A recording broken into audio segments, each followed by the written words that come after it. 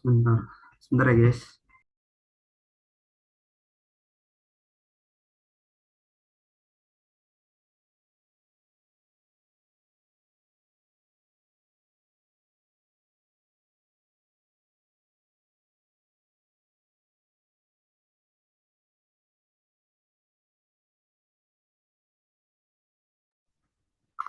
Oke, selamat siang semuanya. Suara saya terdengar jelas kah? Dengar, Bapak. Terdengar, Pak. Beneran, Pak. Thank you, thank you. Saya izin share screen ya.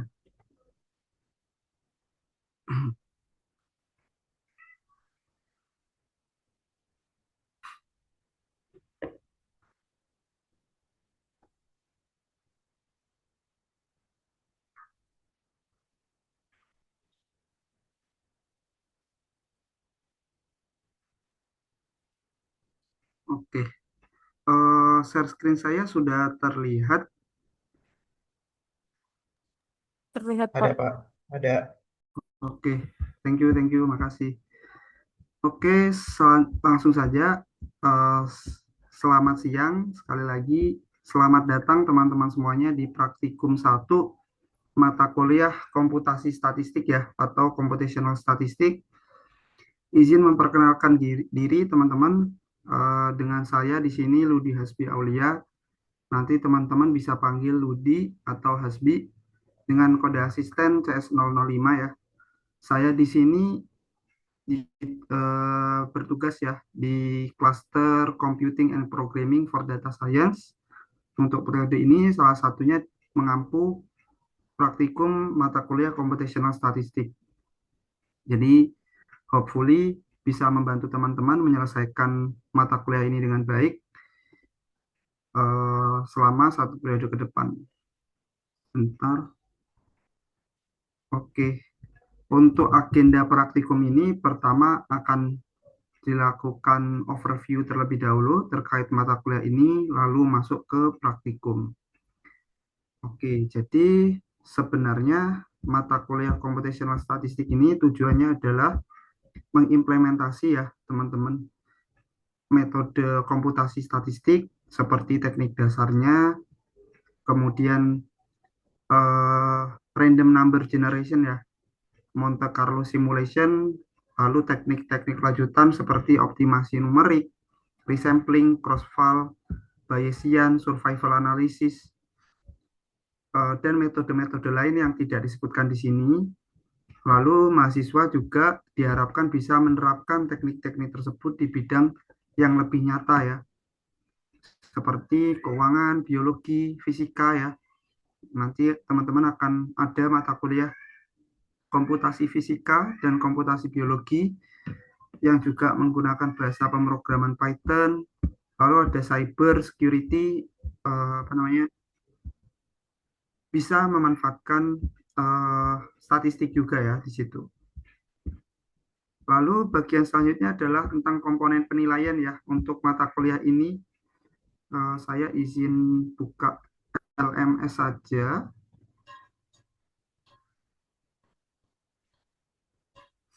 Sebentar.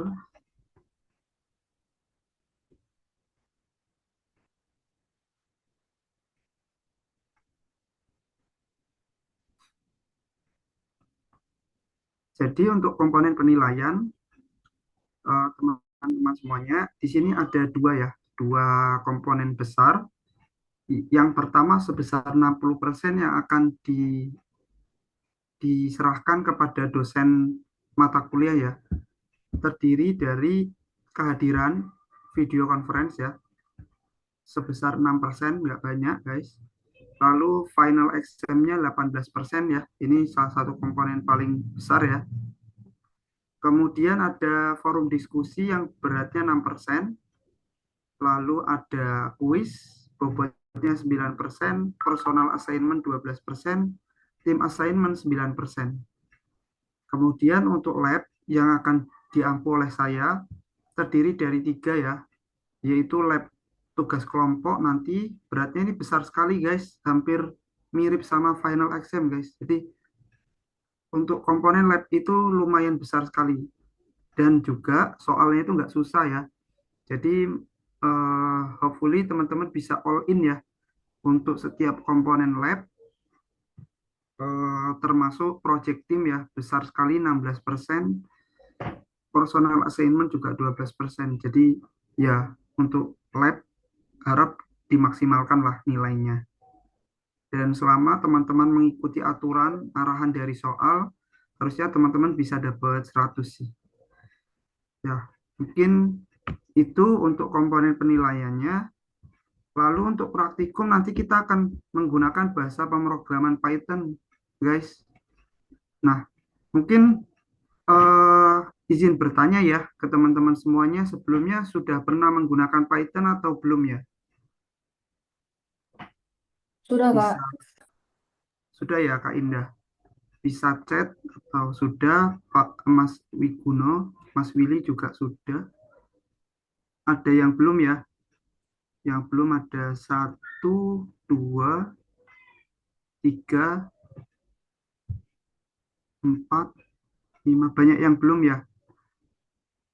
Nah, kira-kira yang sudah ini sudah pernah menggunakan Python di lokal atau pakai collab saja?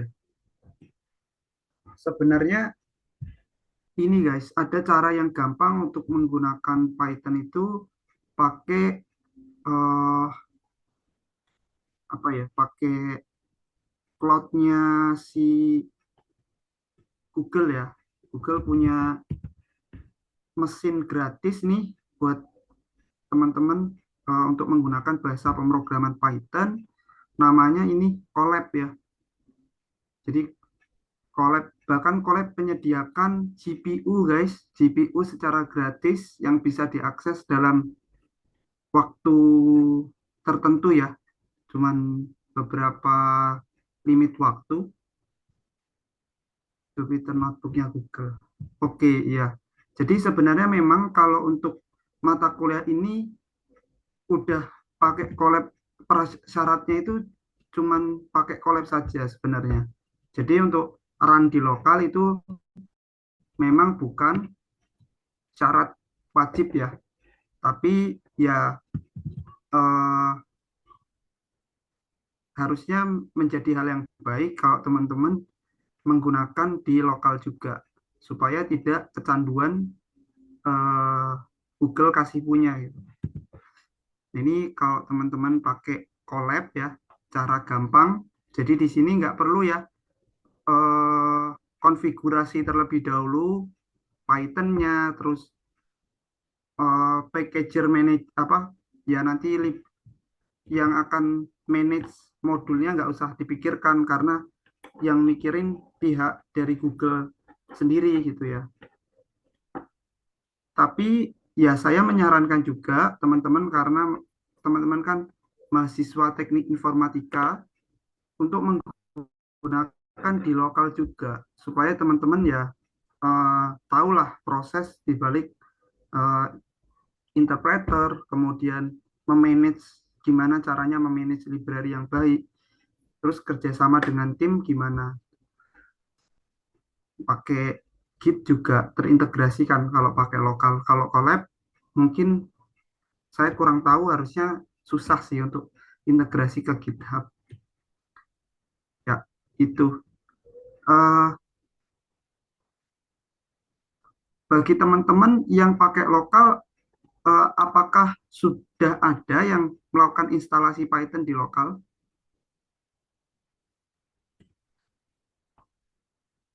Sudah, Pak Wigu, Mas Wiguno, Mas Mbak Kak Indah sudah ya. Oke, tapi ada yang belum ya. Jadi untuk di lokal ya, mungkin saya kasih tahu stepnya. Untuk di lokal kita perlu 2 hal. eh, instalasi Python di lokal. Itu perlu dua hal ya. Pertama adalah Python interpreter yang bisa di download lewat website officialnya Python ya, bisa diakses di sini. Nanti teman-teman bisa pilih nih sistem operasinya apa, misalkan pakai Windows, klik Windows, terus pilih apa namanya versi Python-nya ya. Versi Python-nya di sini saya merekomendasikan menggunakan versi 3.12 dengan alasan adalah menyesuaikan teman-teman yang menggunakan Colab. Karena Colab menggunakan 3.12 sampai hari ini. Jadi tinggal diklik, nanti harusnya otomatis download ya. Sebentar. Download ini installer sesuai bit komputer teman-teman. Nanti tinggal di-download karena saya sudah ada. Lalu dijalankan instalasi, klik-klik saja guys di dalamnya. Kalau sudah nanti bisa dicek ya di command prompt apakah Python-nya sudah terinstall apa belum. Kalau di situ Python installernya bisa diaksesnya pakai command ini py. Terus kita klik enter, nanti akan mengasih tahu ya Python-nya versi berapa. Terus ini udah langsung menjalankan Python ya, langsung menjalankan Python. Jadi kita bisa langsung nih menggunakan Python di sini. Misalkan mau print ya, print hello world. Nah, dia bisa mengembalikan output ya. Contohnya lagi print 3 pangkat 100.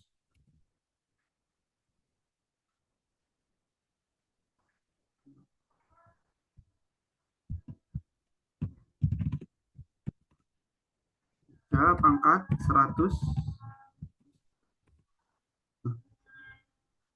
Sebentar guys. Dia harus pakai format ya. Print f berapa 3 pangkat 100.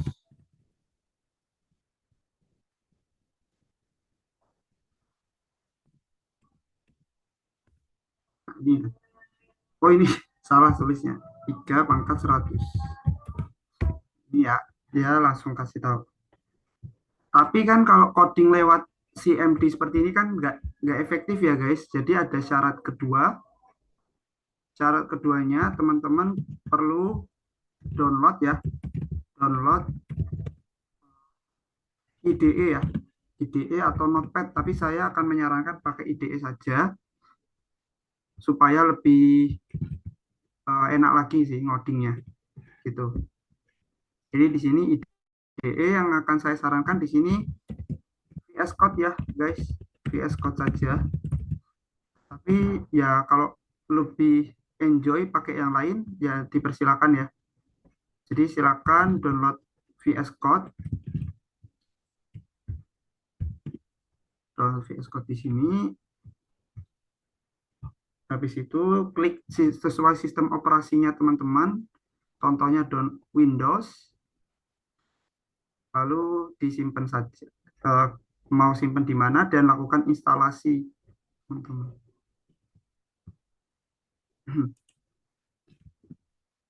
Ya, saya kirim di chat. Kalau itu semua sudah, berarti selamat sudah instalasi Python sudah berhasil dilakukan. Gitu. Sebenarnya untuk ini ada cara yang ada apa? Ada satu lagi ya. Itu daripada Python interpreter kita menggunakan Anaconda Prompt. Anaconda lah, Anaconda Package Manager ya. Cuman ya itu agak berat sih. Jadi untuk apa namanya, untuk praktikum ini cukup Python versi 3.12 saja, nggak apa-apa. Tapi apa namanya, si Anaconda Package Manager ini istilahnya kayak dia itu virtual environment yang punya banyak versi Python gitu. Jadi kita bisa buat banyak project yang misalkan dari setiap project itu beda-beda versi Python-nya. Nah, itu kita pakai salah satunya Anaconda Package Manager gitu. Nah, terus iya, nanti saya izin simulasinya pakai lokal saja ya, guys. Tapi silakan teman-teman kalau mau pakai Colab Notebook. Nah, Colab Notebook itu dia di sini pakai ekstensinya IPYNB ya, IPython Notebook ya. Nah, IPYNB ini ya terdiri dari dua komponen, guys. Komponen pertama adalah Markdown yang sekarang saya tambahkan itu. Markdown itu adalah, kalau nggak salah ya guys ya, ini merupakan eh, apa ya istilahnya, yang punya bawaan dari R lah. Sebenarnya yang awal itu kalau nggak salah yang punya R programming. Jadi di sini Markdown sendiri ditujukan untuk membuat teman-teman bisa membuat catatan ya, catatan yang fungsinya itu lebih fleksibel lagi dibandingkan komen. Nah, daripada komentar. Jadi ini adalah Markdown. Anda bebas membuat catatan di sini. Gitu. Lalu komponen yang kedua adalah Python script ya. Nah, kalau Python script ini ya tentunya adalah codingan ya, codingan Python yang nanti akan dijalankan. Nah, si IPYNB ini terdiri dari beberapa Markdown dan beberapa codingan. Jadi kita bisa buat ya banyak sintak Python dalam satu file saja. Ya, kayak gitu. Nah, beda kalau kita menggunakan file aslinya Python ya, yaitu adalah py ekstensinya. Itu kita hanya bisa menjalankan satu file saja, guys. Jadi satu script Python gitu. Jadi kalau ingin jalankan yang lain ya harus bikin py yang lagi, terus jalankan kayak gitu. Tapi IPYNB dia menggabungkan beberapa py dan menggabungkan beberapa markdown jadi satu. Nah, markdown sendiri seringkali nanti IPYNB ya, atau sebutannya notebook ya, Jupyter Notebook itu seringkali digunakan untuk kebutuhan analisis ya, riset, seringkali untuk riset, analisis, kemudian nanti data science ya, machine learning juga sering menggunakan ini, guys. Learning ya, uh, itu sih mungkin lebih dipakainya ke analisis, data science, machine learning seperti itu. Sedangkan kalau untuk py itu ya untuk program sederhana, kemudian untuk membuat website, terus ya kayak bahasa pemrograman yang lain lah, eh, digunakan sebagai fungsionalitas bahasa pemrograman yang lain. Lalu yang terakhir, teman-teman, nanti kita akan ada drive ya. Saya akan buat drive untuk praktikum ini. Nanti materi dan mungkin recording akan diupload di situ. Dan drive-nya akan dipublish ya, rencananya di forum 4. Forum week 4 ya. Forum 4. Jadi teman-teman bisa cek nanti buat akses materi dan drive praktikumnya. Mungkin untuk overview terkait mata kuliah sampai situ, apakah teman-teman ada yang bertanya atau aman nih sampai sini? Oke, ada chat aman. Oke, thank you Mas Wiguno, thank you Kak Prista. Oke, oke. Oke, lanjut ya. Hopefully bisa eh, running di lokal,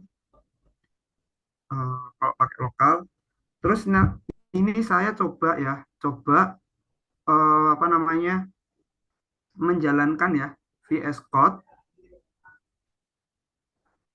di lokal ya lewat CMD yang tadi sudah kita hubungkan sama Python Interpreter. Caranya teman-teman tinggal buka ini ya, tinggal buka folder yang teman-teman ingin load di VS Code-nya. Ya, misalkan saya pengen buka VS Code di drive ini, di folder ini. Jadi nanti folder ini ke load ke VS Code-nya. Caranya ada cara gampang guys, shortcut. Caranya kita silakan klik di pad-nya ini, terus ketikkan komen cmd/k code titik. Ini pertama dia akan melakukan apa namanya mengaktifasi ya, mengaktifasi command prompt, lalu command prompt akan mengaktifasi VS Code. Nah, kalau kita jalankan, nah ini ya, CMD akan jalan, CMD memerintahkan VS Code untuk dibuka. Hasilnya seperti ini guys. Nah, ini saya akan kirim di chat.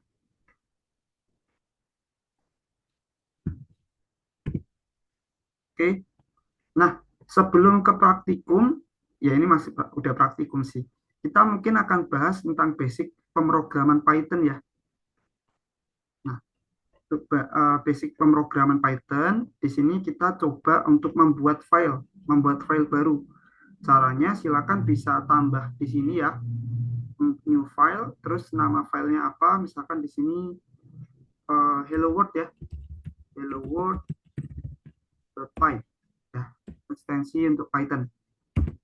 Oke, ini sudah ke jalan. Habis itu ini harusnya terminal nggak ada ya.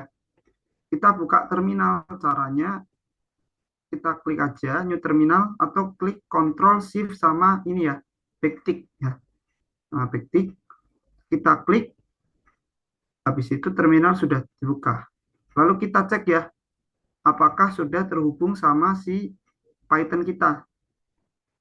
Kalau ini saya pakai Anaconda, tapi saya tadi install juga pakai Python Interpreter. Kalau saya klik py, nah ini udah terhubung sama Python 3.12 ya, yang tadi diinstal. Oke, ya kita coba buat lagi ya ininya. Saya coba pindah ke terminal baru. Nah sekarang kita coba jalankan ini guys. Bukan jalankan, kita coba isi dulu ya codingannya. Kita coba outputkan guys. Kita coba outputkan pakai fungsi namanya print. Ini fungsi ya, fungsi print bawaan dari Python. Jadi kita nggak perlu load dulu atau load library dulu ya. Udah memang bawaan Python. Dia butuh ya, butuh yang namanya adalah parameter, parameter yang akan dioutputkan ke konsol atau terminal. Jadi teman-teman silakan pengen ngembaliin apa nih supaya tampil di konsol ini. Misalkan adalah hello world. Saya siap belajar bahasa program Python. Terus di sini ada escape end ya. Escape end digunakan untuk berganti baris. Ya. Misalkan saya siap mengerjakan tugas. Atau ganti baris bisa teman-teman lakukan dengan membuat fungsi baru, guys. Print lagi. Ini sudah siang, saya masih semangat. Lalu kalau sudah ready ya, udah selesai nih bikin program, baru kita jalankan ya. Cara menjalankannya adalah teman-teman bisa ini ya, ketik py atau Python, terus nama filenya apa, misalkan di sini hello world, terus ekstensinya .py. Klik kanan ya, klik enter, terus hasilnya sudah keluar seperti ini guys.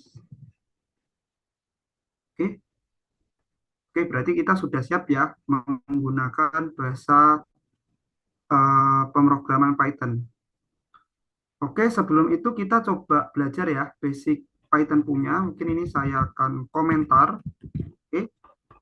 Nah, guys, di Python yang apa namanya codingan yang isinya seperti ini, ya apa ya yang ada tandanya ini, pagar ini disebut dengan komentar, guys. Komentar itu adalah tulisan yang tidak akan mempengaruhi performa kode dan tidak akan di apa ya, di convert ya ke bahasa mesin yang akan ditampilkan ke terminal. Jadi nggak akan dijalankan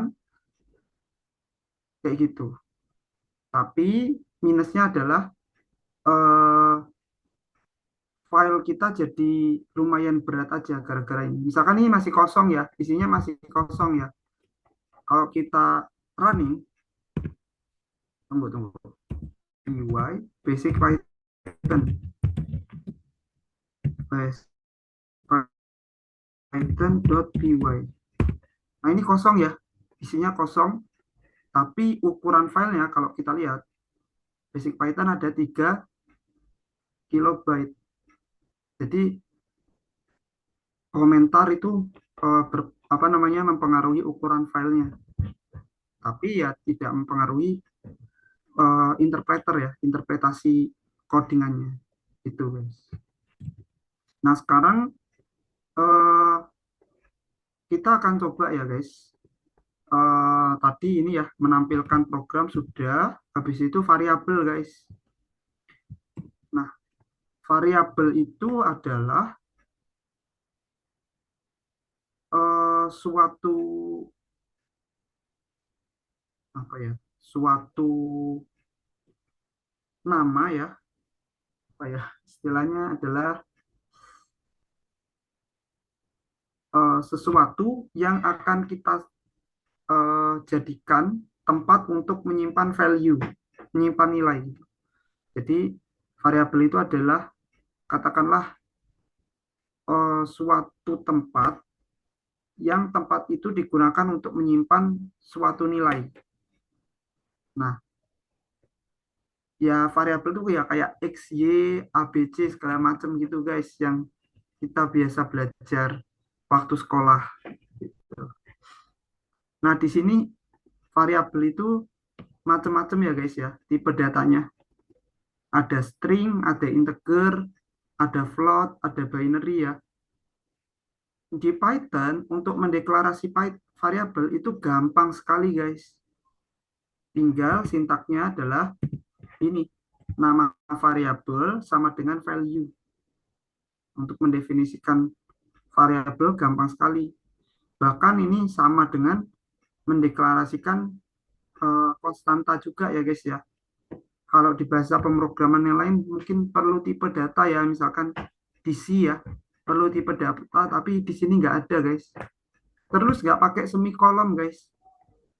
Jadi gampang sekali, memudahkan sekali guys. Fleksibel ya. Contohnya di sini nama adalah Budi Santoso, usianya 20 ya.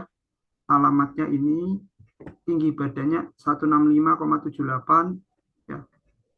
Apakah sudah menikah? False. Terus kita coba outputkan guys. Kita coba outputkan. Cara outputnya di sini dia pakai ini guys. Pakai parameter ada ini F.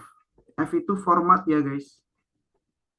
kalau kita pakai format ini, kita bisa masukkan nama variabel ya, bisa masukkan variabel ke dalam si fungsi printnya ini ya. Kita bisa masukkan ke dalam sini, kita gabungkan sama string yang kita kasih. Itu. Lalu double quote sebanyak 3 ini apa, Kak? Nah, double quote sebanyak 3 ini digunakan untuk agar si fungsi printnya ini menerima lebih dari lebih dari satu line atau menggunakan multiple line ya, guys. Jadi di sini kalau kita menggunakan double quote biasa, ini kalau kita buat ya, ini line 1, terus kita enter, dia akan error, guys. Dia akan error. Ini line 2. Nah, dia nggak mau, guys. Jadi caranya adalah kita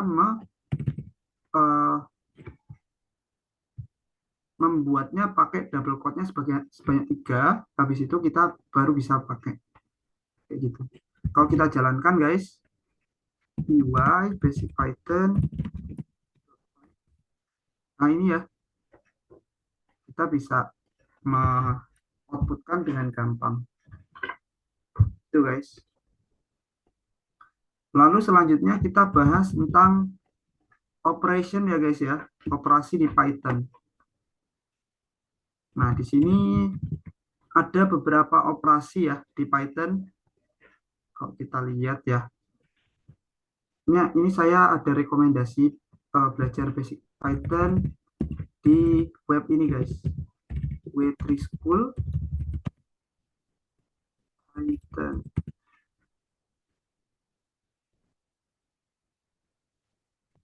Ya, ini bisa akses di sini. Nah, terus kita coba akses ya di operator ya. Sini ada beberapa operator ya di Python. Ada aritmatik, ada assignment ya, yang tadi kita sudah belajar ya. Assignment itu penugasan ya, pakai sama dengan. Terus ada comparison sama logical. Lalu ada identity operator, membership, sama bitwise. Ya, tapi kita coba bahas yang sering banget dipakai ya, assignment, arithmetic, comparison, sama logical. Kalau assignment tadi sudah ya. Nah, untuk aritmatik dia punya komponennya, guys. Ada plus, minus, kali, bagi, modulus. Ya, itu mungkin ya. Terus increment, kalau increment di Python gini, guys. Pakai tanda ini. Plus sama dengan. Terus decrement ya, decrement pakai ini. Minus sama dengan. Itu. Contohnya di sini ada operan, guys. Operan atau variabel ya. Operan itu apa ya? Operan itu adalah suatu nilai yang akan dilakukan operasi dengan operator. Jadi katakanlah kalau ini berarti operannya adalah X dan Y ya, guys ya. X dan Y, operatornya adalah plus. Nanti nilai hasil ini akan kita simpan di variabel namanya penjumlahan. Begitu pula untuk pengurangan, perkalian, dan pembagian dan modulus, guys. Nanti hasilnya kita coba print. Ya, kita coba print. Nah, seperti ini, guys.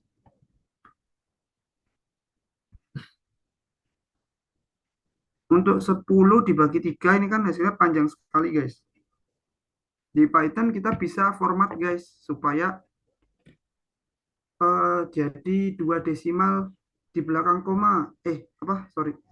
Dua angka di belakang koma. Kita bisa pakai ini.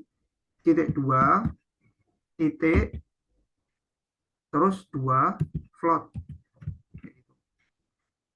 Nanti kalau kita print, hasilnya jadi 3,33. ya, itu untuk aritmatika. Terus kita coba ya guys ya. Kita coba misalkan ini setelah X-nya diinkremen guys. Diinkremen 1, Y-nya dikurangi 1 ya. Kita printkan X baru. Terus nilai Y baru. Ya, kita cek. Ya ini ya. Jadi dari awalnya 10, X-nya berubah jadi 11. Y-nya dari awalnya 3, dia menjadi 2. Setelah dilakukan operasi increment dan decrement. Kayak gitu guys. Ya, itu adalah aritmatik ya guys. Sekarang kita lanjutkan ke comparison. Ya, kita lanjutkan ke operasi comparison. Ya, jadi comparison dia punya beberapa operator guys. Ya, kan comparison artinya perbandingan. Dia punya lebih besar, kurang dari, sama dengan, tidak sama dengan, lebih dari sama dengan, kurang dari sama dengan, sama negasi. Guys. Ya, contohnya X-nya adalah 10, Y-nya sama dengan 3. Nanti kalau kita menggunakan operator perbandingan, hasilnya adalah binary guys, atau biner atau uh, bool ya, tipe data bool. Jadi ini misalkan X lebih besar dari Y. Nah, ini bisa kita asumsikan, bisa kita ilustrasikan, dia akan bertanya apakah X lebih besar dari Y. Kalau X lebih besar dari Y, maka nanti hasilnya adalah true. Kalau dia kurang dari, maka hasilnya adalah kurang dari atau sama dengan, dia akan hasilnya adalah false. Ya, begitupun dengan yang lain ya, yang kurang dari, yang sama dengan. Ingat ya, ini pakai sama dengannya 2 kali guys. Kalau tidak sama dengan, dia pakai tanda seru, terus sama dengan. Kita coba running ya guys. Nah, hasilnya seperti ini. 10 lebih dari 3 true. 10 kurang dari 3 false. 10 sama dengan 3 false. Dan 10 tidak sama dengan 3 true ya. Kayak gitu. Terus kita coba ya, untuk lanjut ke materi selanjutnya, yaitu adalah operator logika guys. Ya. Untuk operator logika,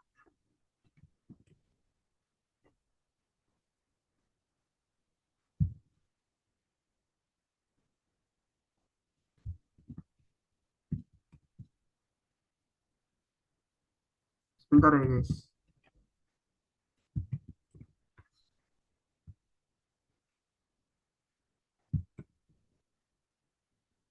Nah, ini kita perlu X sama dengan 10.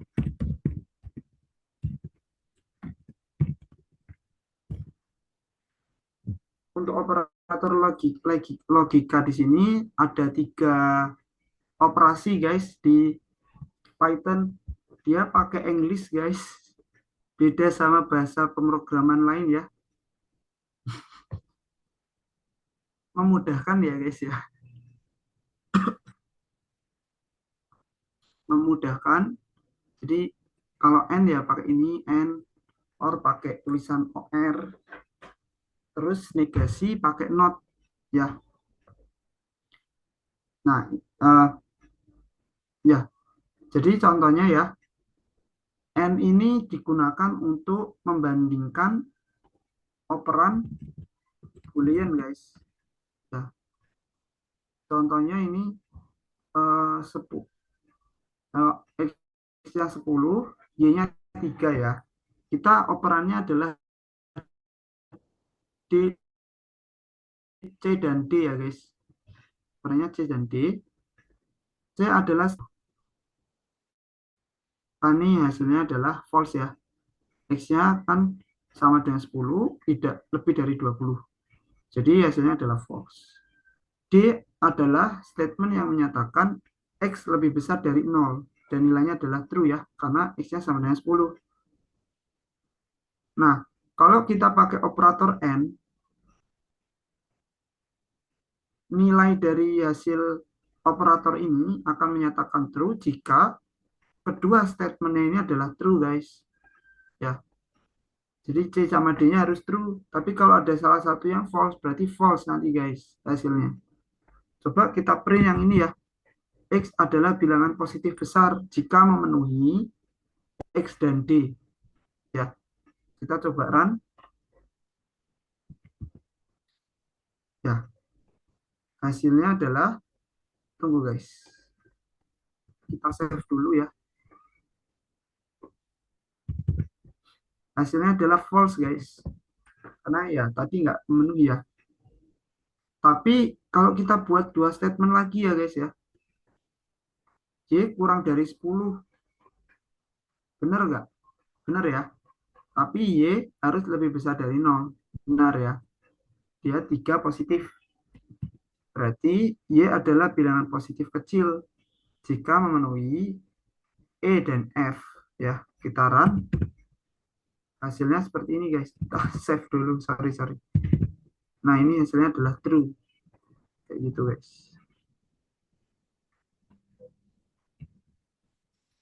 Nah, selanjutnya guys, tipe data list guys.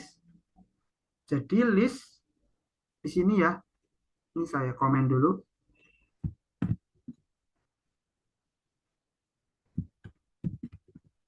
List itu adalah suatu tipe data guys yang digunakan untuk menyimpan banyak value ya.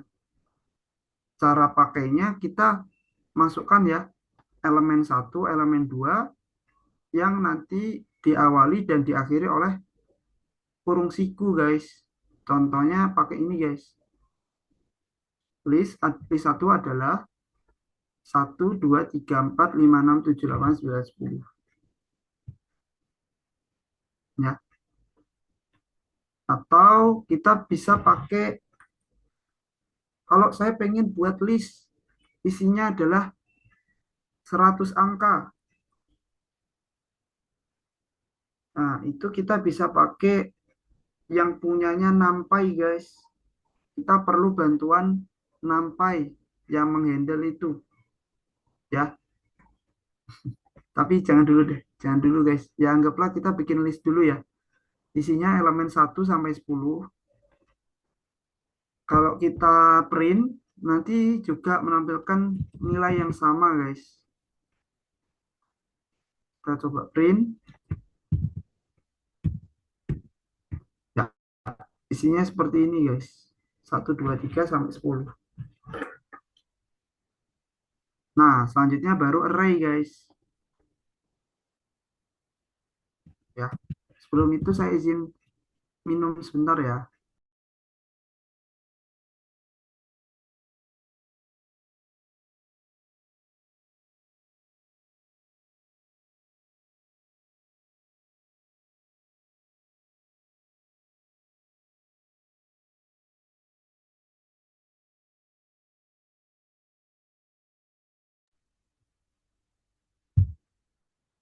Oke. Nah, jadi pertama ya, array kan salah satu tipe data ya. Salah satu tipe data dasar yang seringkali dipakai oleh bahasa pemrograman eh, lain ya, misalkan C atau C++ atau yang lain. Nah, untuk Python, kalau kita pengen menggunakan array, kita perlu melot package guys, melot library. Package itu kayak kumpulan fungsi ya yang dijadikan dalam satu modul ya, kayak gitulah. Jadi isinya adalah fungsi-fungsi yang dijadikan dalam satu modul dinamakan NumPy. Nah, modul itu terdiri dari fungsi-fungsi yang berguna untuk membantu operasi matematis, operasi dalam array,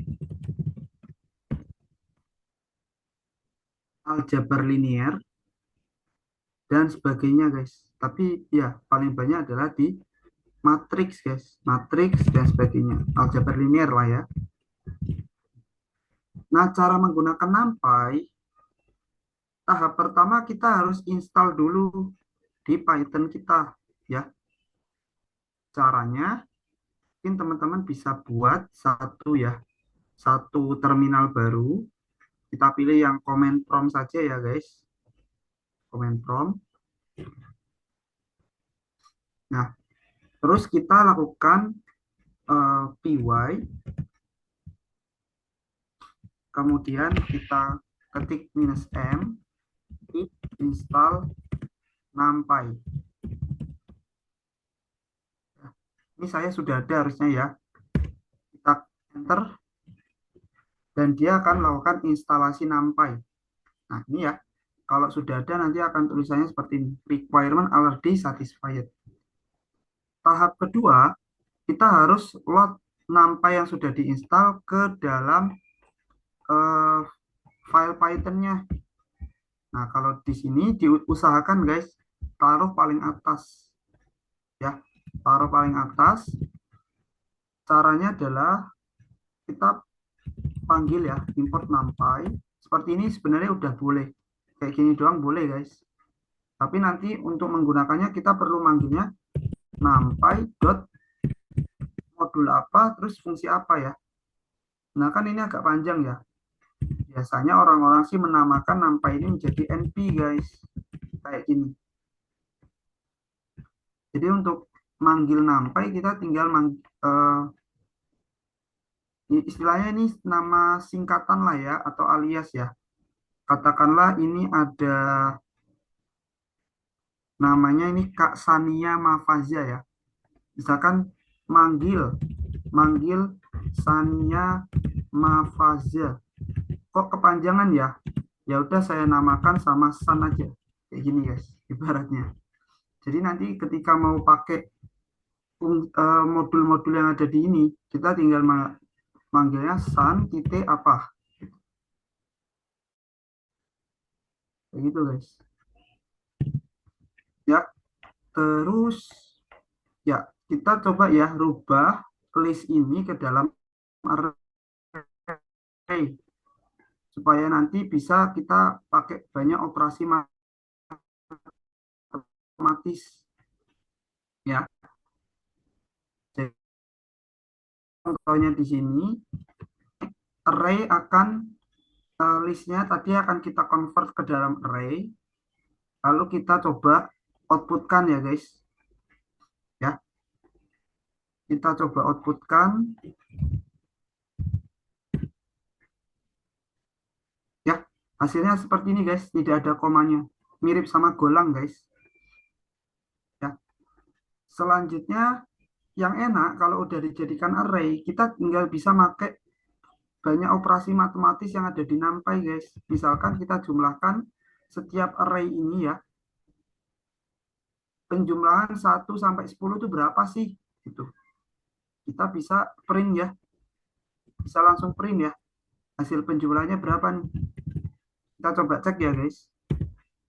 Nah, hasil penjumlahannya ternyata 55 guys, kayak gitu ya. Terus selanjutnya ya, mungkin kalau teman-teman males ya ngisi list ya, kita mau bikin array 2, bikin array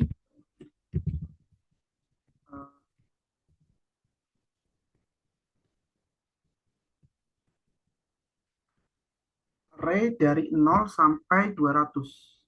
Nah, nanti kita bisa panggil ya, parameternya di sini 200. Kalau kita print ya,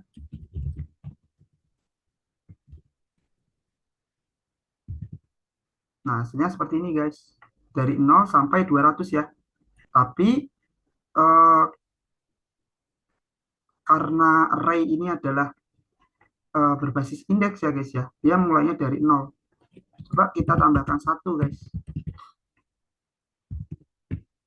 hasilnya seperti ini, 1 sampai 200. Jadi kalau ada pertanyaan misalkan berapa jumlah angka dari 0 sampai 200, ya sebenarnya kita pakai operasi aritmatika bisa juga guys, tapi yang pakai apa namanya batas bawah ditambah batas atas dibagi 2 gitu, n per 2 dikali sama batas atas ditambah batas bawah gitu ya. Tapi ini kita coba ya pakai yang NP sum guys, pakai fungsi sum. Ini ya udah nanti dia akan muncul ya. Kita coba print ya. Nanti paling bawah berarti yang itu ya. Nah, ini 20.100 jumlahnya. Gitu.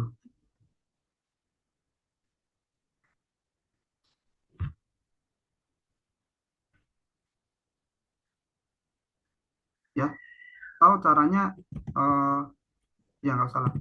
Ya gitu. Ini array ya. Array sudah jelas ya guys sama list. Terus selanjutnya adalah conditional statement ya. If else. Ya. Untuk di Python strukturnya gini guys, pakai titik dua.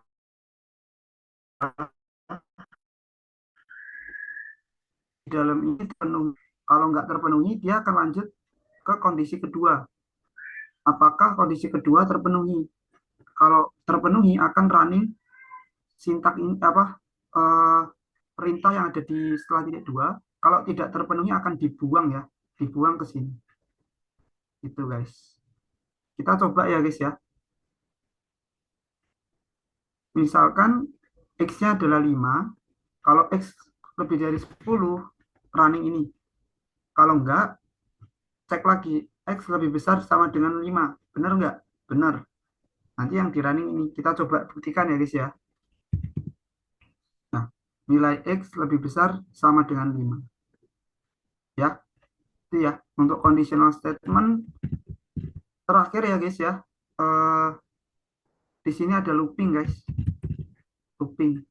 Jadi looping pakai for loop ya, yang saya contohkan for loop saja.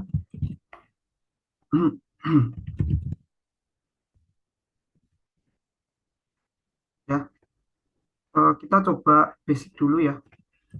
For i in list 1 ini adalah memanggil setiap komponen yang ada di list, lalu kita coba outputkan guys. Kita coba outputkan. Ya, hasilnya adalah seperti ini guys. 1, 2, sampai 10. Nah, di Python ada namanya fungsi ya guys, bawaan namanya enumerate. Enumerate nanti akan return ya guys. Return dua hal, yaitu index sama value. Ya, jadi kita bisa return value-nya. Kalau cuma satu nanti error guys. Kalau cuma kayak gini harusnya error. Oh enggak deh. Tapi i-nya kan masih tuple ya dalam tuple guys. Dalam tuple yang isinya 2. Ini kita perlu breakdown, yaitu index dan juga value-nya. Ya. Jadi kita akan print ya indeksnya dengan value. Nggak usah ya, kita coba slice tab saja. Value ini ya. Ini jadi seperti ini guys. Ini sampai situ apakah teman-teman ada yang bertanya? Atau aman semuanya?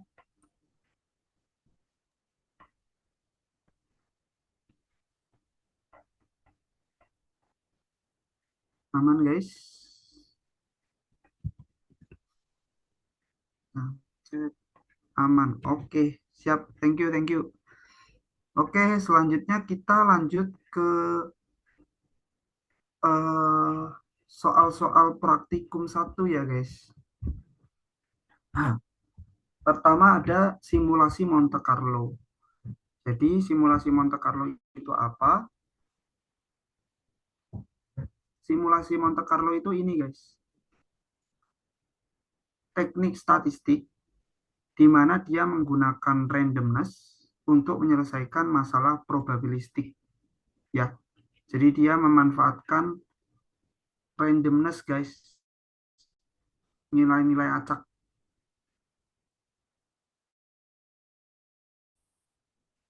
Contohnya guys,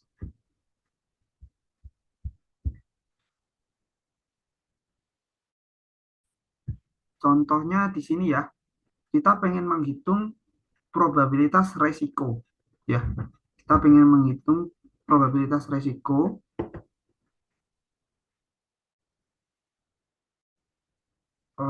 Misalkan ya, katakanlah bukan resiko deh, jangan resiko. Kita pengen menghitung probabilitas eh, Kak siapa nih ya? Mas deh, Mas Asep. Coba Mas Asep. Misalkan probabilitas Mas Asep mendapatkan nilai A, ya, mendapatkan nilai A. Terus kita akan membuat randomness, ya. Kita akan coba membuat randomness berupa suatu nilai yang mengikuti eh, distribusi normal ya, distribusi normal. Terus di sini misalkan katakanlah di sini nilainya 70 ya, 70. Nah, sekarang untuk mencari berapa probabilitas Mas Asep bisa mendapat nilai A, kita hitung aja nih banyak titik-titik yang ada di sini berapa. Ya, kita bandingkan sama keseluruhan nilai-nilai yang dirandomkan tadi. Kayak gitu. Itu adalah simulasi Monte Carlo. Ini banyak sekali ya guys, ininya manfaatnya si simulasi Monte Carlo. Salah satunya ini menghitung nilai pi. Ya, nilai pi kalau kita ingat didapat dari perbandingan antara keliling lingkaran sama diameter. Keliling lingkaran rumusnya 2πr, kalau diameter kan 2r ya, atau 2 kali jari-jari. Kalau kita hapus ya 2r-nya, eliminasi, terbukti ya, kita dapat pi guys.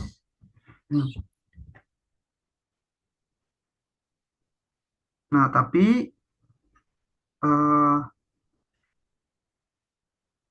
gimana ya caranya kita memanfaatkan Monte Carlo ini, memanfaatkan Monte Carlo ya, untuk menghitung nilai pi-nya. Caranya kita mencari suatu rasio guys, mencari suatu rasio yang nanti di dalam rasio tersebut ada nilai pi-nya ya. Nah, contohnya di sini kita coba lihat deh perbandingan antara lingkaran dan si eh, kotak ya, persegi ya. Katakanlah ini lingkaran punya jari-jari R. Ini kalau kita hitung luasnya ya, kalau kita hitung luasnya itu kan ini apa? Page view. Ya, kalau kita hitung luasnya ini kan luas si kotak sama dengan 2R kuadrat ya guys. 2R kuadrat. Jadi hasilnya adalah 4R kuadrat, ya kan? Terus yang lingkaran rumusnya kan adalah PR kuadrat ya guys. Yang lingkaran rumusnya adalah PR kuadrat. Ya. Nah, sekarang kita coba bandingkan eh, si lingkaran terhadap si kotak ya. Jadi kita bandingkan lingkaran dibandingkan kotak. Hasilnya adalah PR kuadrat dibagi sama 4 R kuadrat ya. Kita coretlah ininya, R kuadratnya. Jadi tinggal pi per 4 si kotak, si lingkaran dibagi sama si kotak. Jadi kita bisa akan dapat si ini, pi-nya. Pi-nya kita geser aja 4-nya ke kiri guys. 4 dikali lingkaran dibagi kotak. Ya kan, dapatlah.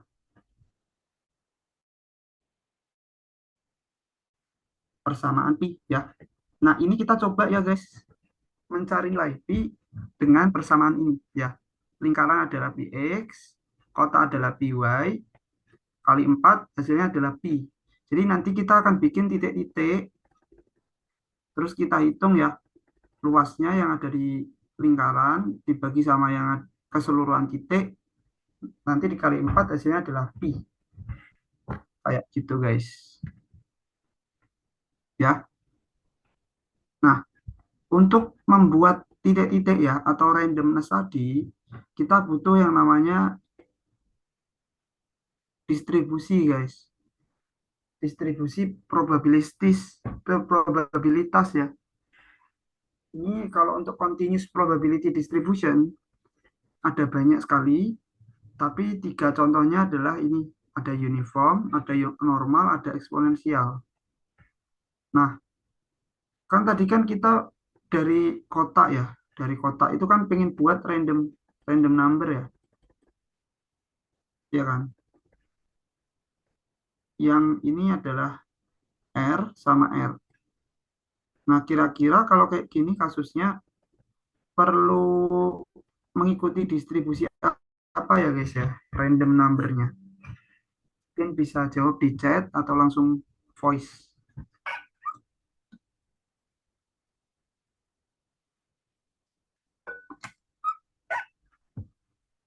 Oke, di chat sudah ada. Uniform 100% untuk Mas Wiguno. Oke, benar ya, kita mengikuti distribusi uniform supaya nanti bisa dibandingkan ya, si lingkaran terhadap si kotaknya seragam gitu. Kalau kita pakai distribusi normal ya, aneh ini kalau kita bandingkan nanti datanya randomnya kayak gini, terus kita buat kayak gini, wah ini jomplang gitu, nilainya berat di lingkaran kayak gitu. Jadi yang benar kita pakai uniform. Iya, oke.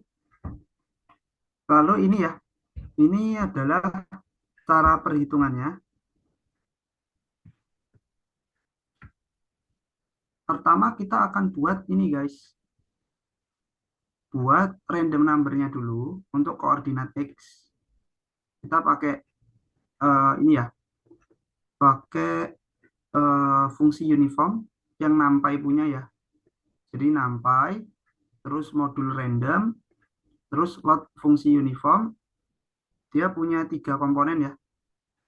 Kalau kita lihat di dokumentasinya, ya ini ya, dia punya tiga parameter. Low, batas bawah, angka yang akan di generate. Terus high, batas atas, angka yang akan di generate, sama size, ukuran banyaknya random number yang dihasilkan. Kayak gitu. Jadi ya, Y-nya juga kayak gitu ya. Kita perlu lower, upper, sama number. Jadi kita bikinnya kayak gini ya guys. Ini X-nya, ini Y-nya. Ini sebanyak berapa angka, misalkan 100 ya. 100, Y-nya juga 100 angka. Kalau kita plotting, nanti kan kita ketemu nih, misalkan X-nya yang di generate dari 0 sampai, ya, 0, misalkan 0 sampai 1, yang di generate X-nya adalah 0,5, Y-nya 0,4. Maka berarti di sekitar sini ya. Nah, sini eh, koordinatnya. Begitu pula sampai nanti hasilnya yang di dalam sini adalah 100 ya. Hasil dari eh, apa ya, pairwise ya, antara Y sama X, atau pasangan ya, pasangan antara X dan Y. Selanjutnya kita bentuk lingkaran guys. Untuk lingkaran pakai formula ini, X kuadrat tambah Y kuadrat. Kalau formula lingkaran kan X kuadrat tambah Y kuadrat sama dengan R kuadrat kan.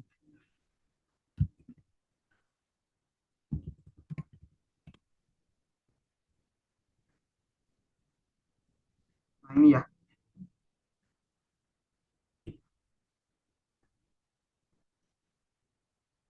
Ini ya.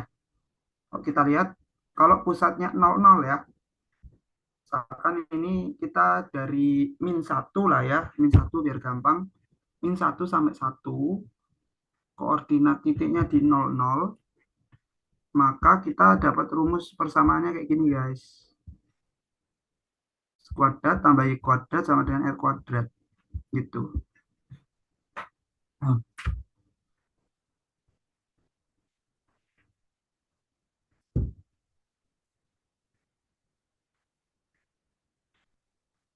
Nah, jadi ya anggaplah ya jari-jarinya 1. Ya, anggaplah jari-jarinya 1. Tapi sebenarnya kita ini harusnya nggak 1 sih. Kalau kita buat fungsi ini harusnya yang benar adalah upper dikurangi lower terus dibagi 2 ya. Jadi misalkan uppernya 1, lowernya -1, berarti tambah aja ya. Tambah. Jadi eh sorry sorry benar ya. Terus dikurangi upper dikurangi lower dibagi 2 ya. Jadi jatuhnya 1 min 1 berarti 1 tambah 1 2. 2 dibagi 2 adalah 1. Nah, ini makanya hasilnya adalah 1, guys. Dapatnya dari situ. Jadi jari-jarinya yang dipakai kurang dari sama dengan 1. Jadi ini adalah menghasilkan binary ya. Menghasilkan binary. Kalau X kuadrat ya ditambah Y kuadrat kurang dari sama dengan 1 jari-jarinya, maka titik itu akan di flag ya, ditandai berada di dalam lingkaran gitu. Kalau nggak memenuhi, dia akan dinyatakan berada di luar lingkaran. Kemudian kita baru bisa hitung nih pi-nya pakai rumus yang tadi kita udah hitung ya. Pakai rumus ini. Kalau kita udah tahu ya, rumusnya kan 4 dikali luas lingkaran. Luas lingkaran ya udah kita jumlahkan aja kan yang ini ya. Yang ini kita jumlahkan aja. Kan tadi eh, flag-flag gitu kan isinya. True false gitu. Kalau kita jumlahkan berarti hasilnya yang true-nya aja kita tambahkan semua. Ya. Kemudian kita bagi sama kotak. Kotaknya itu dari ya n random number-nya gitu. Habis itu udah deh kita bisa berhasil menyelesaikan Monte Carlo simulation. Kita coba ya guys ya. Kita coba agak cepat aja ya karena waktunya 20 menit lagi.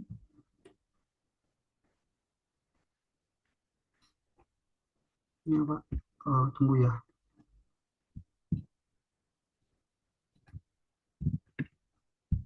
Ya, ya saya tadi udah buat file Monte Carlo. Ini ya.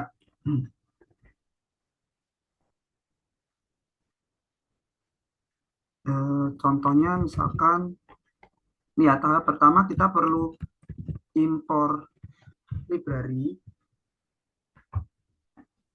Di sini kita perlu nampai sama matplotlib.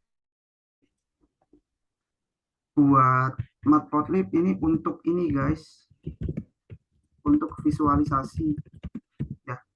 Jadi kayaknya itu semua visualisasi yang ada di Python itu dasarnya dari matplotlib ini guys. Nah ini ya, object oriented plotting library yang eh, disediakan oleh modul PyPlot ya. Jadi caranya juga kayak gitu. Kemudian kita ini ya, kita buat n random numbernya berapa Mawan. Misalkan pengen 100.000 ya. dengan 100.000. Terus kita coba buat batas atas satu ya, bawah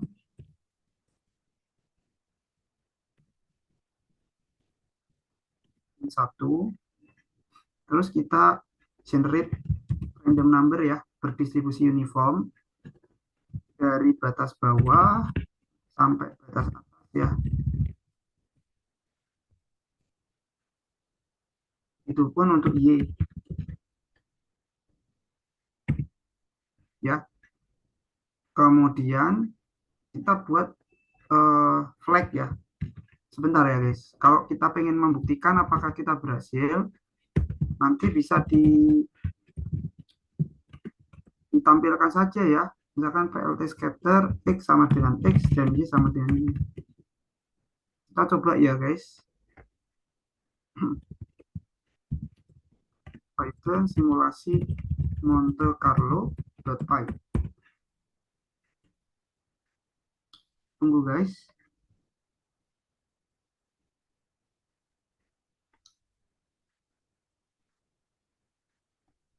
Hmm? Hmm, kenapa Python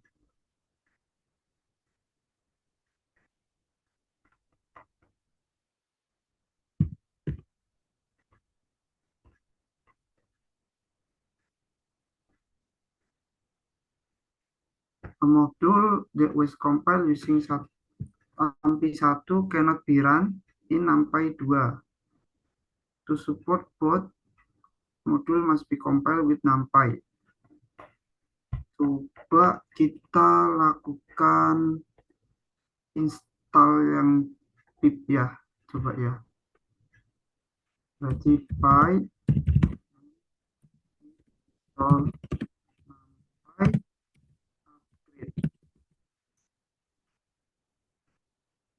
Ini seharusnya sudah 235 sih ya. Tapi kenapa ini tidak bisa?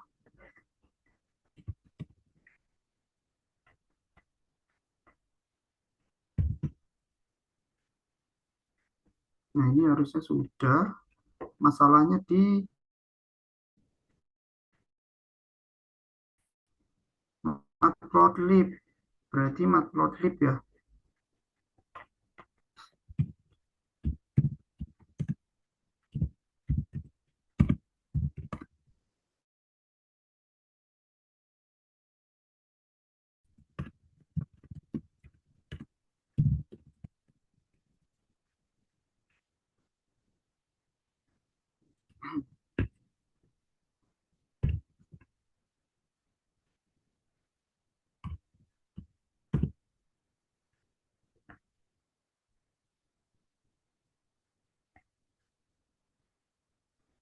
Matplotlib.pyplot. Sebentar guys.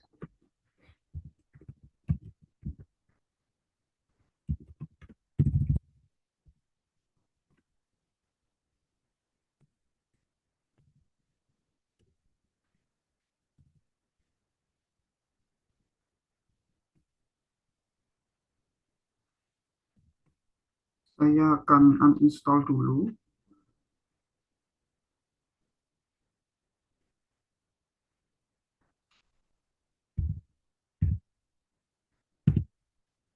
Terus install lagi.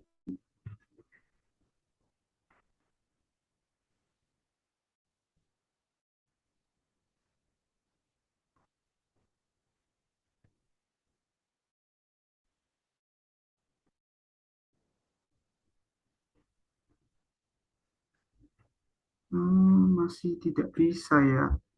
Ada apa ya? Nampinya downgrade to or try to upgrade affected module. We expect that some module will need time to support. Jadi matplotlib-nya tidak support NumPy ukuran 2 ya.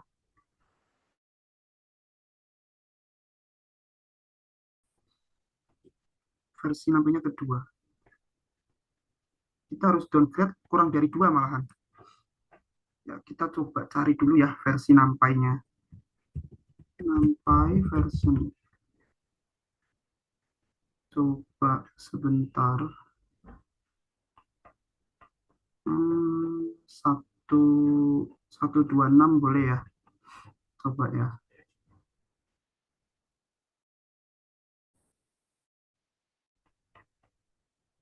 Hmm,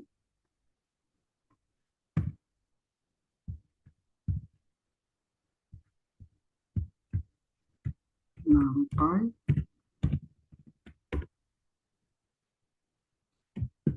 Ya, nanti agak lama ya guys ya ini ya. Baik. Eh, Nah, mungkin kita lanjutkan dulu ya sebelum eh, ini scatter ya. Sekarang kita tadi ya buat persamaan di dalam lingkaran, caranya kurang dari sama dengan batas atas dikurangi batas bawah nanti dibagi 2.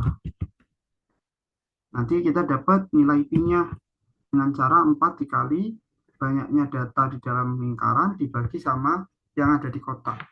Kita coba print ya. Estimasi nilai pi.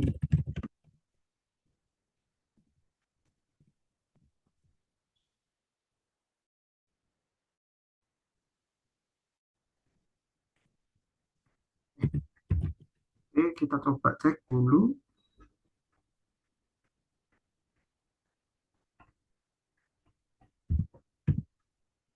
Tunggu guys. Ini kita hapus dulu.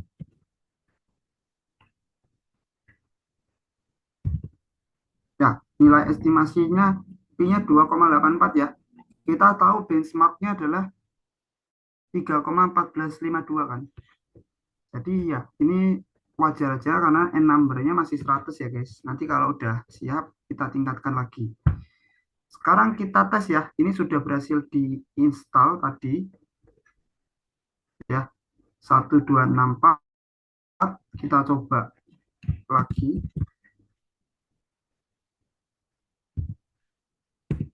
Nah, ini masih gagal ya. Padahal sudah di downgrade kurang dari 1, cannot be run in NumPy. Support 1.2 version module must be compiled with NumPy 2. Some module may need to reboot instead with solution downgrade kurang dari 2. Tadi sudah ya.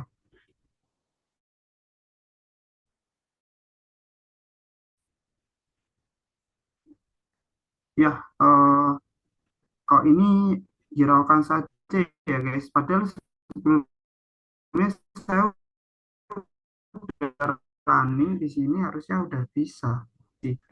Uh, ya, kita sampai sini aja ya guys ya. Sampai estimasi nilai pi saja. Tadi kan kita dapat nilainya 2,4 ya. Kita kan sebenarnya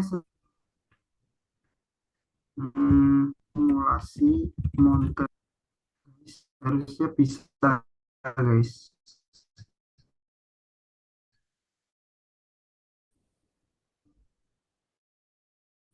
Harusnya bisa guys. Sebentar guys. Ini coba kita lihat dulu ya. Scatter yang ini ya. Bisa guys. Nah, kita lihat dulu.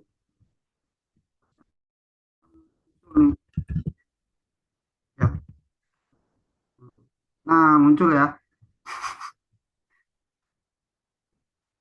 Ya, karena tadi kayaknya nih ini guys, ini virtual environment saya aktif juga. Jadi kayaknya tadi sintak Python sama py itu agak agak membingungkan buat komputernya. Jadi yang tadi saya pakai Python kan. Jadi ya itulah masalahnya. Ya, my bad ya. Sorry sorry guys, sorry. Ya, ini adalah yang hasil simulasi apa random numbernya x sama y-nya.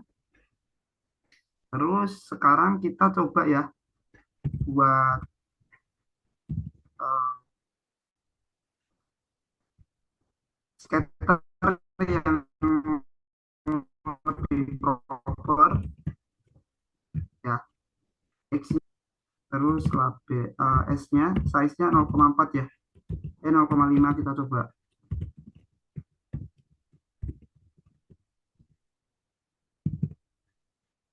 Nah, kayak gini ya. Eh, kita buat dulu ukurannya ya. Fix size, figur ya, pakai modul figur. Terus ada komponen fix size 10 10 katakanlah. Bentar, collect dulu saja kok. Oke, udah aman kok. Oke, oke, thank you, thank you. Nah, ini adalah kalau kita rubah size-nya 0,5. Habis itu ini kita gambar dulu lingkaran ya guys. Jadi yang di flag through di dalam lingkaran akan digambarkan. Kalau kita lihat akan hasilnya seperti ini. Nah, sebentar ya. Nah, ini kelihatan apa enggak ya? Enggak ya. Kita coba agak tebelin ya, 0,7. Terus yang satu lagi kita bikin scatter yang di luar lingkaran tapi dinegasikan ya. Terus kita bikin label di dalam lingkaran sama di luar lingkaran.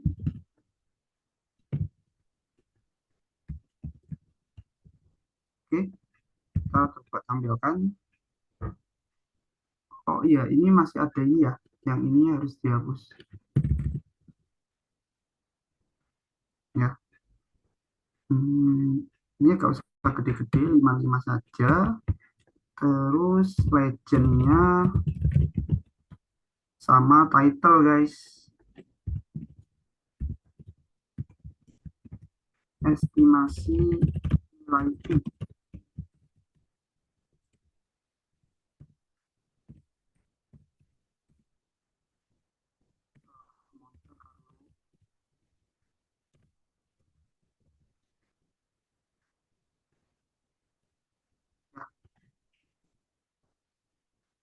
Ya, estimasi nilai P-nya 3,17. Terus lingkarnya nggak kelihatan ya guys ya. Kita coba satu lah ya size-nya.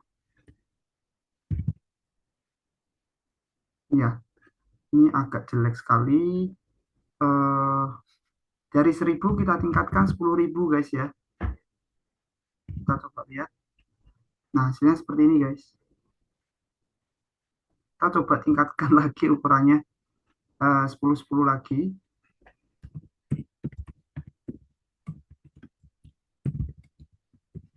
Ya, terus kita coba tingkatkan ya dari 10.000 jadi 100.000. Nah, ini ya mendekati 3,14.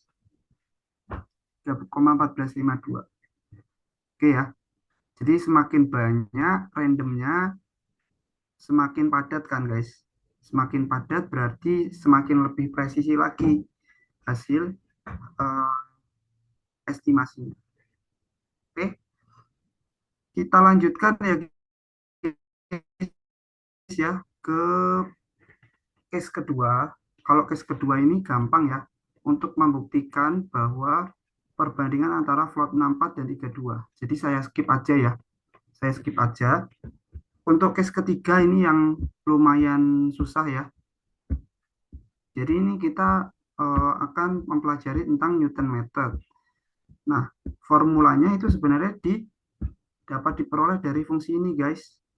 Ya, fx plus 1 sama dengan fx ditambah turunan fx dikali selisih x plus 1 sama x ditambah sama ordernya.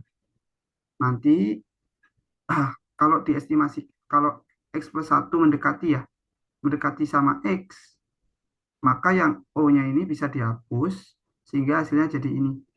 Ya, ini dihapus. kita rubah ininya, yang ini pindah ke sana, ya. Terus kita dapat nilai X, X plus 1 ini sama dengan X-nya pindah ke kanan,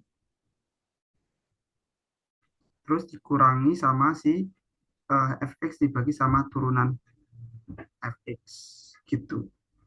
Nah, rumusnya ini mendekati garis singgung fx dengan kurva garis lurus saat x, ya. Seperti ini. Di sini. Jadi, katakanlah ini x i plus 1, di sini x. eh, eh, si x si xi dikurangi turunan fx dibagi sama si fungsi x-nya.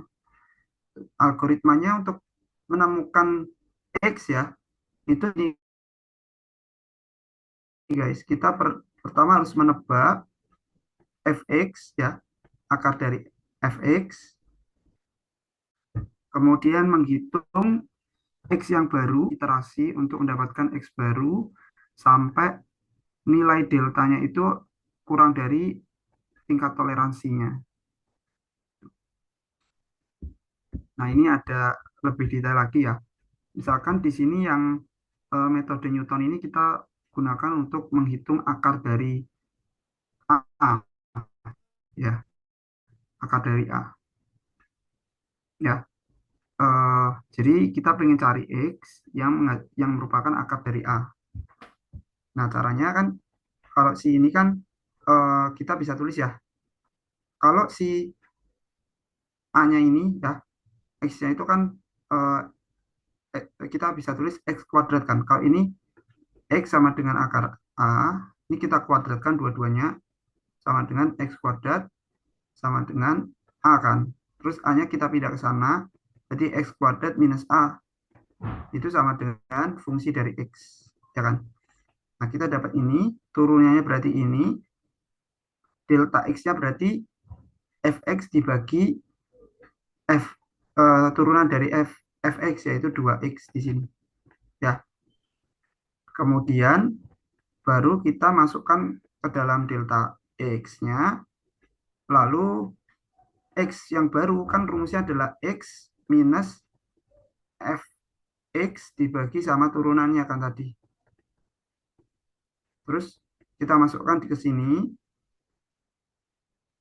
tinggal dilakukan manipulasi sedikit sehingga nanti hasilnya kayak gini, guys.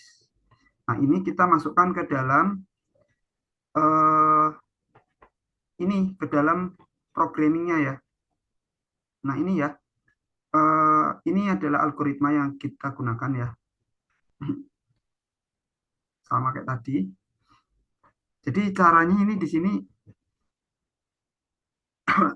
selama, ya, selama selama errornya masih lebih besar dari tingkat toleransi yang ditetapkan. Kalau di sini dia pengen presisi sekali, ya, 0,1%.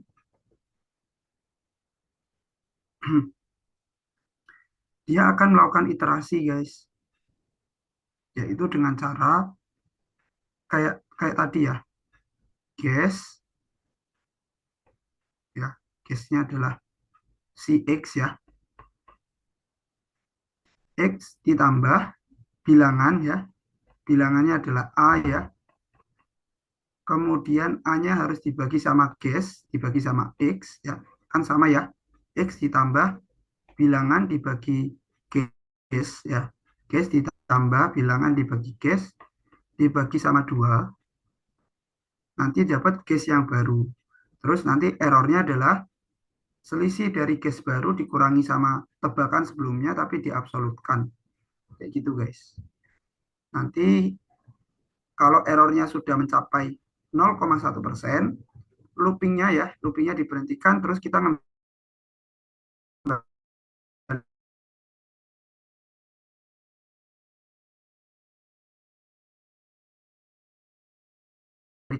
tebakan.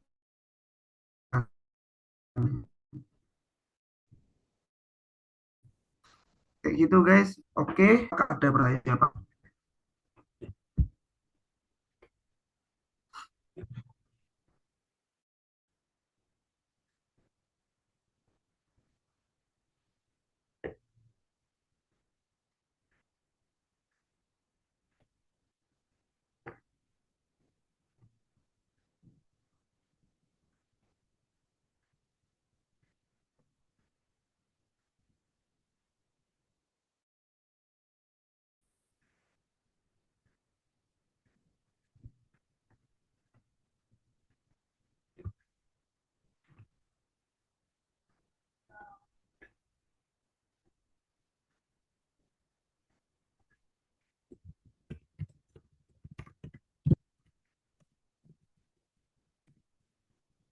Aman, guys?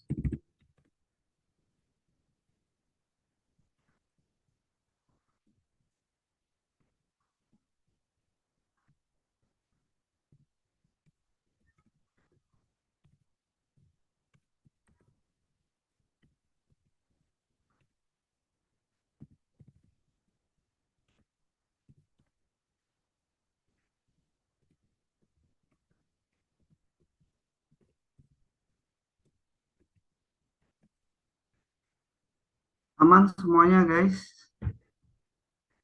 Aman, klik chat di chat lah. Oke, thank you Mas Wiguno, Mas Azril. Oke, aman ya? Oke, thank you, thank you. Sebentar ya, guys.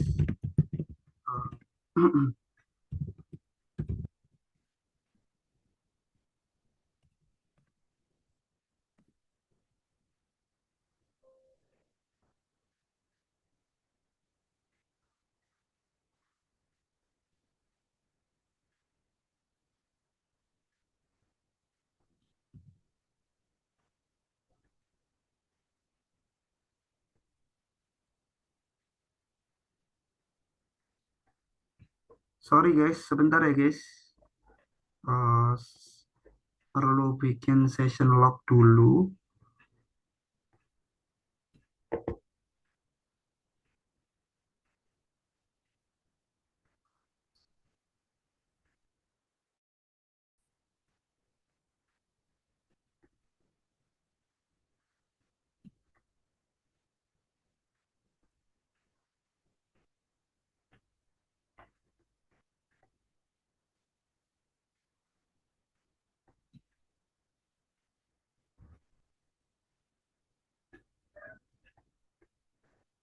Oke, sudah siap. Mungkin aman. Apakah nanti rekaman feedcode atau slide bisa dilihat lagi supaya? Ya, nanti harusnya 1 minggu setelahnya itu sama pihak operation di up kok Mas Yudis di nanti bisa pergi ke session terus pilih session 5 nanti ada kayak apa namanya bagian untuk download atau akses recording itu sih Mas aman sih kalau recording mah terus nanti saya juga mau upload juga recordingnya di Drive jadi ditunggu aja ya di forum diusahakan secepatnya. Oke, yang saya panggil yang mungkin di apa namanya saat ini belum otomatis terabsen ya, guys. Jadi mohon responnya. Pertama Mas Andi Ahmad Yusuf. Mas Andi Ahmad Yusuf ada. Tunggu, saya cari dulu. Andi tidak ada ya. Kemudian Muhammad Alvin. Alvin Nuriski ada.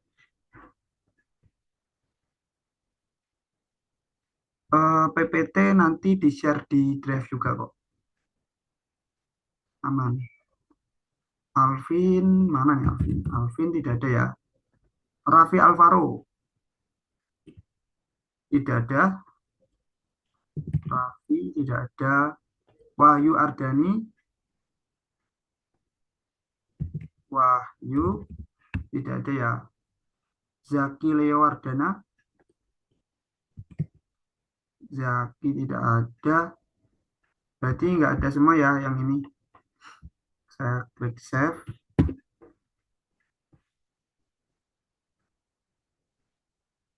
Ntar ya guys, satu lagi guys, jangan keluar dulu. Tunggu.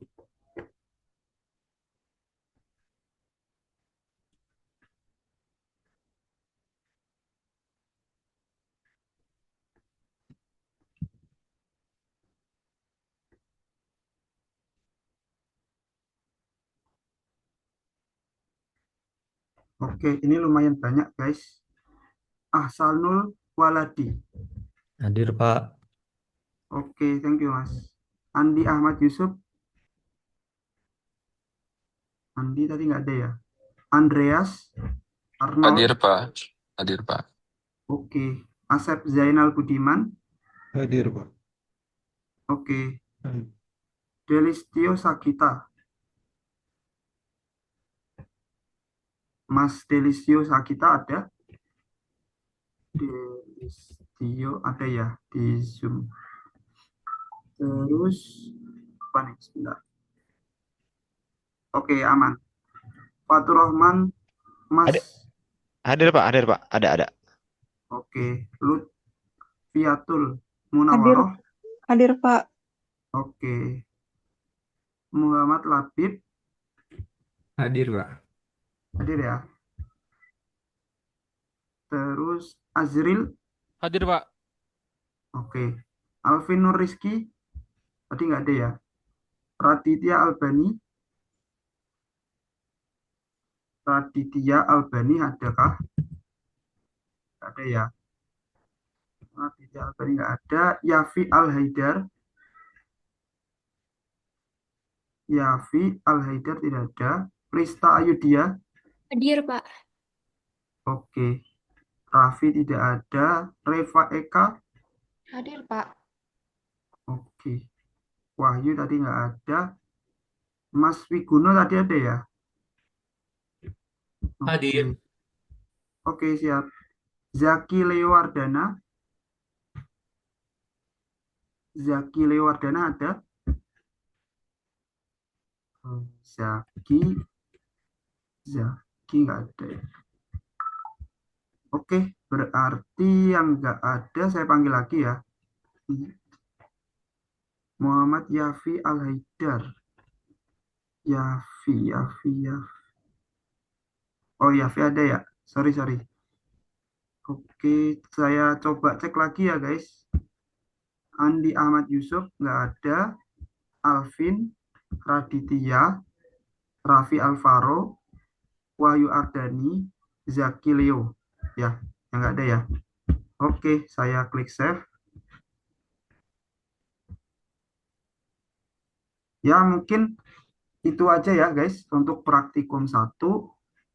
Ya, kurang lebihnya mohon maaf. Terima kasih dan sampai jumpa di praktikum selanjutnya. Terima kasih guys. Terima kasih, selamat siang. Sama-sama, Ya. selamat siang.